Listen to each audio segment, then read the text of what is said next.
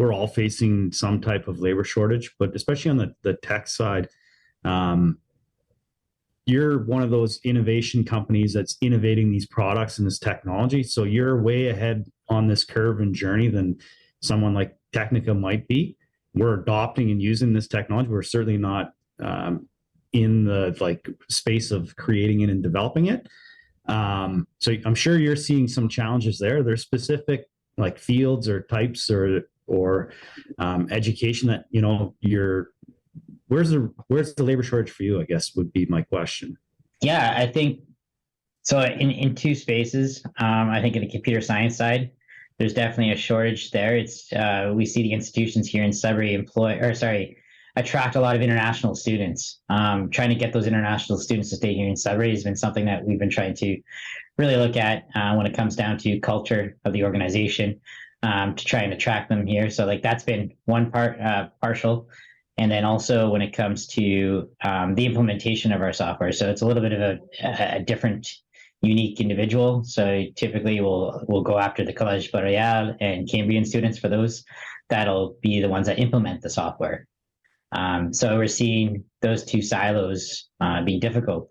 And then once we do find, they're hard to keep, because what ends up happening, especially with the students that we get here, from College or Cambrian or the college programs, we tend to be a stepping stone to the big clients like the Valets and the Glencores, because as soon as they get some experience under their belt, they become marketable. So it's understanding how do you drive a culture that keeps these people. That's what I'm really trying to strive on, is to build that internal beast within the organization that can keep and attract that talent pool.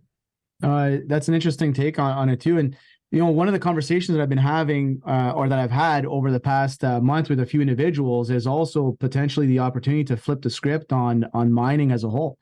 All right. So I think, Eric can probably vouch for this as well, is that it seems that it's not just a talent pool that's not growing, but also some of the talent pool that's already in the ecosystem is starting to go to other industries.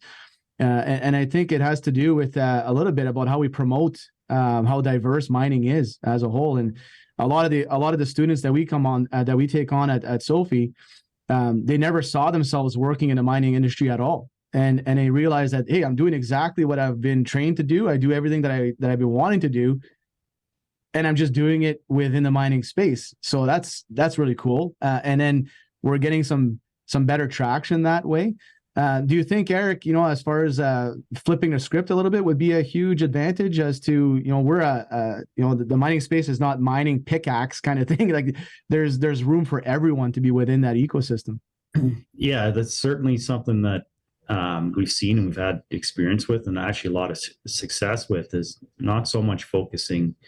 I mean, there are certain areas where you need that experience and the past experience in the mining industry itself, but it's to tie in a little bit of what you and Bruno were saying, a lot of it's about culture and about bringing in good people and focusing on values and shared values. So as we do that and we start to develop people, we had a program we did last fall and into the winter where we called it the 30 and 30. We brought in 30 new individuals to mining within 30 days and integrated them into our workplace and trained them up and gave them exposures, and we grew the work pool with 30 people in 30 days. It was fantastic. So there is an opportunity to do that. I absolutely think it's there. It's actually a question I had for Bruno. How much of that, you're looking for people in the mining field. How many people are you bringing in that have past mining experience versus not? And how are you getting them that exposure if they don't?